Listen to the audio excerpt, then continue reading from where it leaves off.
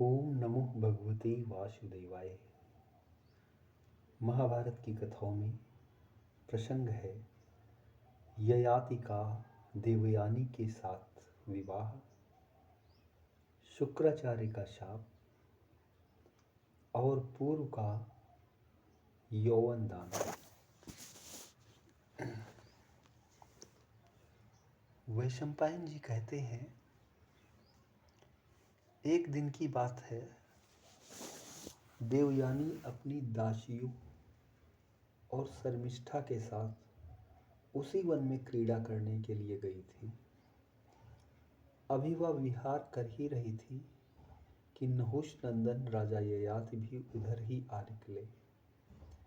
वे खूब थके हुए थे, जल पीना चाहते थे। देवयानी शर्मिष्ठा और दासियों को देखकर उनके मन में जिज्ञासा हो आई और उन्होंने पूछा, इन दासियों के बीच में बैठी हुई आप दोनों कौन हैं? देवयानी ने उत्तर दिया, मैं दैत्य गुरु महर्षि शुक्राचार्य की पुत्री हूँ। यह मेरी सखी दासी है। यह दैत्यराज वृषपर्वा की पुत्री है और मेरी सेवा के लिए सर्वदा मेरे साथ रहती है। इसका नाम शर्मिष्ठा है।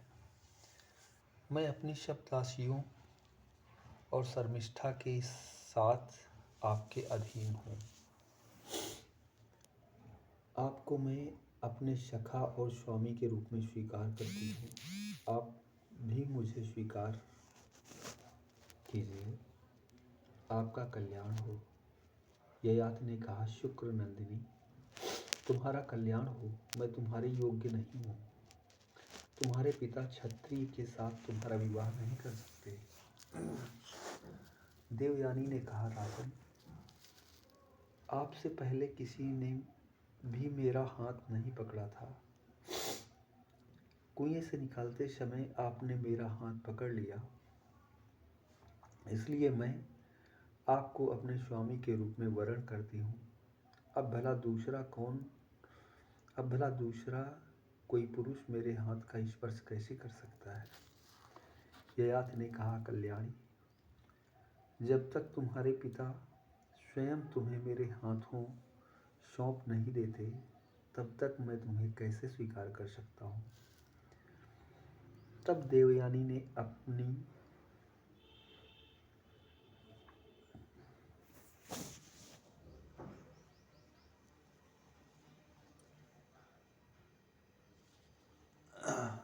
अपने आप से पिता के पास संदेश भेजा। उसके मुंह से सब बातें ज्यों की त्यों सुनकर शुक्राचार्य राजा ययाति के पास आए। ययाति ने उठकर उन्हें प्रणाम किया और हाथ जोड़कर उनके सामने खड़े हो गए। देवयानी ने कहा, पिताजी, ये नहुष नंदन राजा ययाति हैं। जब मैं कुएं में गिरा दी गई थी, तब इन्होंने मेरा हाथ पकड़कर मुझे निकाला था। मैं आपके चरणों में पड़कर बड़ी नम्रता के साथ प्रार्थना करती हूँ कि आप इनके साथ मेरा विवाह कर दीजिए। मैं इनके अतिरिक्त और किसी को वरण नहीं करूँगी। देवयानी की बात सुनकर शुक्राचार्य ने ययाति से कहा, राजन, मेरी लाडली लड़की ने तुम्हें पति रूप में वरण किया है। मैं कन्यादान करता हूँ। तुम इसे पटरानी के रूप में स्वीकार करो। ययाति ने कहा, ब्राह्मण, मैं क्षत्रिय हूँ।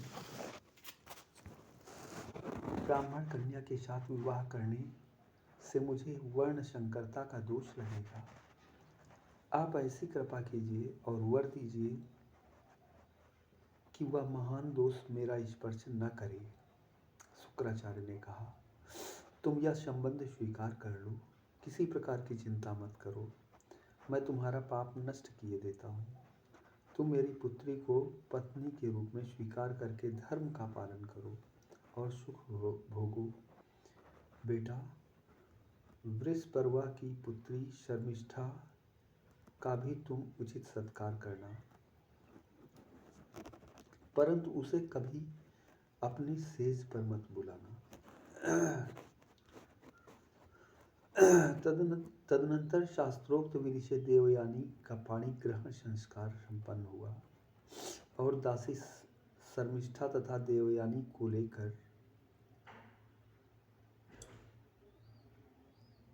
ययाति ने अपनी राजधानी की यात्रा की। ययाति की राजधानी अमरावती के समान थी।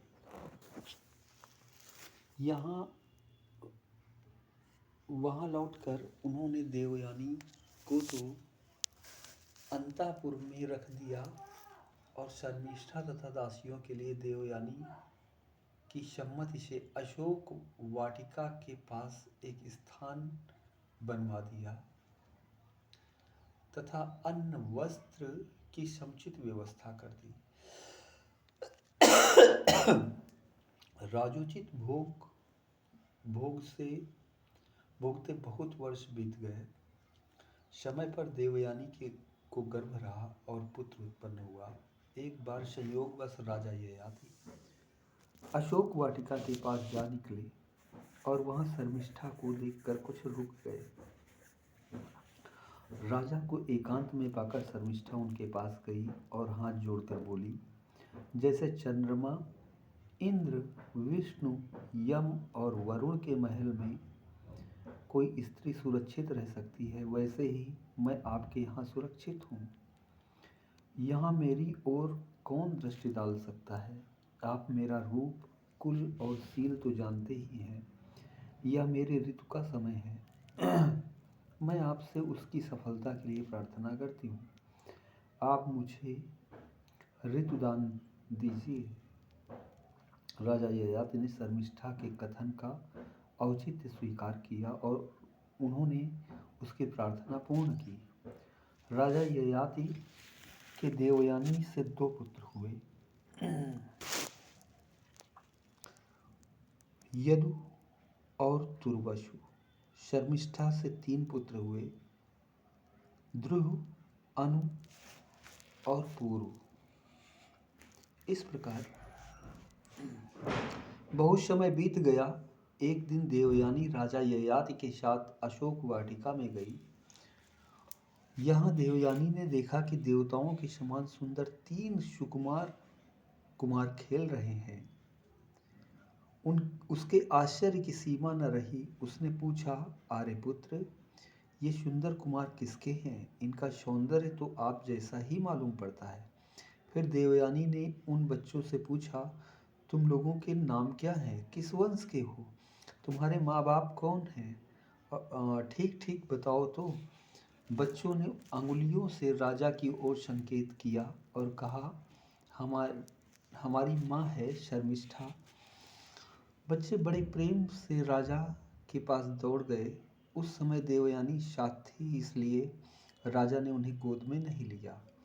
वे उदास होकर रोते रोते शर्मिष्ठा के पास गए। राजा कुछ लज्जित से हो गए। देवयानी सारा रहस्य समझ गई। उसने शर्मिष्ठा के पास जाकर कहा, शर्मिष्ठे, तू मेरी दासी है। तूने मेरा अप्रिय क्यों किया? तेरा आसुर स्वभाव मिटा नहीं? तू मुझसे डरती नहीं? शर्मिष्ठा ने कहा, मधुर हासिनी, मैंने राजर्षि के साथ जो समागम किया है वह धर्म और न्याय के अनुसार है। फिर मैं डरूं क्यों? मैंने तो तुम्हारे साथ ही उन्हें अपना पति मान लिया था। तुम ब्राह्मण कन्या होने के कारण मुझसे श्रेष्ठ हो, परंतु ये राजर्षि तो तुम्हारी अपेक्षा भी मेरे अधिक प्रिय हैं। देवयानी क्रोधित होकर राजा से कहने लगी, आपने मेरा अप्रिय किया, अब मैं यहाँ नहीं रहूंगी। वह आंखों में आंसू भरकर अपने पिता के घर के लिए चल पड़ी। ययाति दुखी हुए और साथ ही भयभीत भी। वे उसके पीछे पीछे चलकर उसे बहुत समझाते बुझाते रहे, परंतु उसने एक न सुनी। दोनों शुक्राचार्य के पास पहुँचे। प्रणाम के पश्चात देवयानी ने कहा, पिताजी, धर्म को अधर्म ने जीत लिया, नीचा ऊंचा हो गया, शर्मिष्ठा मुझसे आगे बढ़ गई। उसके 3 पुत्र हुए हैं, मेरे इन महाराज से ही। इन्होंने धर्म मर्यादा का उल्लंघन किया और धर्मज्ञ होकर आप इस पर विचार कीजिए। शुक्राचार्य ने कहा, राजन, तुमने जानबूझकर धर्म मर्यादा का उल्लंघन किया है, इसलिए मैं तुम्हें शाप देता हूं कि तुम बूढ़े हो जाओ। शुक्राचार्य के शाप देते ही राजा ययाति बूढ़े हो गए। अब उन्होंने शुक्राचार्य की प्रार्थना की और कहा, मैं अभी आपकी पुत्री देवयानी के संग से तृप्त नहीं हुआ हूँ। आप हम दोनों पर कृपा कीजिए, मैं बूढ़ा न हूँ। आचार्य ने कहा, मेरी बात झूठी नहीं हो सकती। हाँ, तुम्हें इतनी छूट देता हूँ कि तुम अपना यह बुढ़ापा किसी दूसरे को दे सकते हो।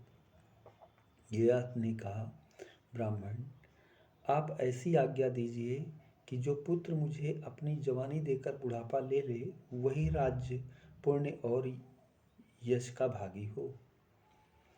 आचार्य ने कहा, ठीक है, श्रद्धापूर्वक मेरा चिंतन करने पर तुम्हारा बुढ़ापा दूसरे पर चला जाएगा, और जो पुत्र तुम्हें जवानी देगा वही राजा, आयुष्मान, यशस्वी और तुम्हारे कुल का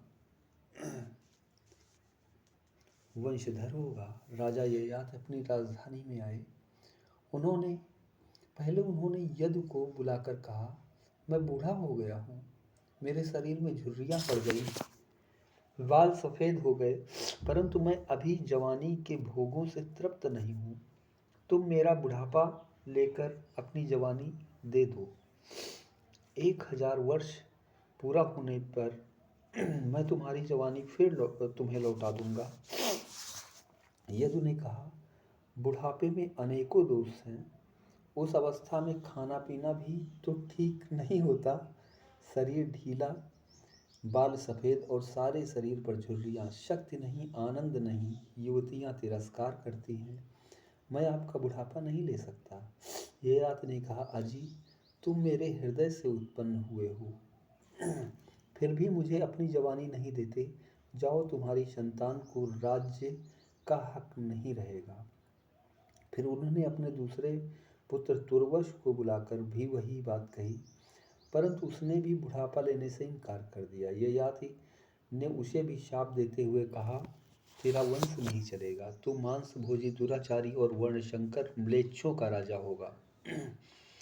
इस प्रकार देवयानी के दोनों पुत्रों को शाप देकर ययाति ने शर्मिष्ठा के पुत्र द्रुह को बुलाया और उससे अपने बुढ़ापे के बदले में जवानी देने की बात कही।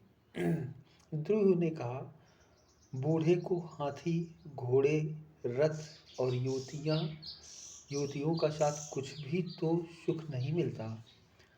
जबान लगने लगती है, मैं बुढ़ापा नहीं चाहता। ययाति ने कहा, अरे तू अपने बाप से ऐसा कह रहा है? तुझे ऐसे स्थान में रहना पड़ेगा जहाँ रथ, हाथी, घोड़े और पालकी की तो बात ही क्या, बैल, बकरे और गधे भी नहीं जा सकेंगे, केवल नाव से जाना पड़ेगा। राज्य तुझे भी नहीं मिलेगा, लोग तुझे भोज कहेंगे, केवल तू ही नहीं, तेरे वंश की यही गति होगी। फिर अनु के भी अस्वीकार कर देने पर राजा ने उससे कहा, तू मेरी बात नहीं मानता, इसलिए तेरी संतान जवान होकर मर जाएगी, तुझे अग्निहोत्र करने का अधिकार नहीं रहेगा। इन पुत्रों से निराश होकर ययाति ने अंत में पुर को बुलाकर कहा, बेटा, तुम मेरे बड़े प्यारे हो, तुम मेरे अच्छे बेटे हो। देखो, मैं साप के कारण बूढ़ा हो गया हूँ और जवानी से तृप्त नहीं हूँ। तुम मेरा बुढ़ापा लेकर अपनी जवानी दे दो। विषय भोग करने के बाद 1000 वर्ष पूरा होने पर मैं अपने पाप के साथ बुढ़ापा ले लूँगा। पूर्व ने बड़ी प्रसन्नता से उसकी आज्ञा स्वीकार कर ली। ययाति ने आशीर्वाद दिया, मैं तुम पर अत्यंत प्रसन्न हूँ, तुम्हारी प्रजा सर्वदा सुखी रहेगी। ऐसा कहकर उन्होंने शुक्राचार्य का ध्यान किया और अपना बुढ़ापा पूर्व को देकर उसकी जवानी ले ली। ओम नमो भगवते वासुदेवाय।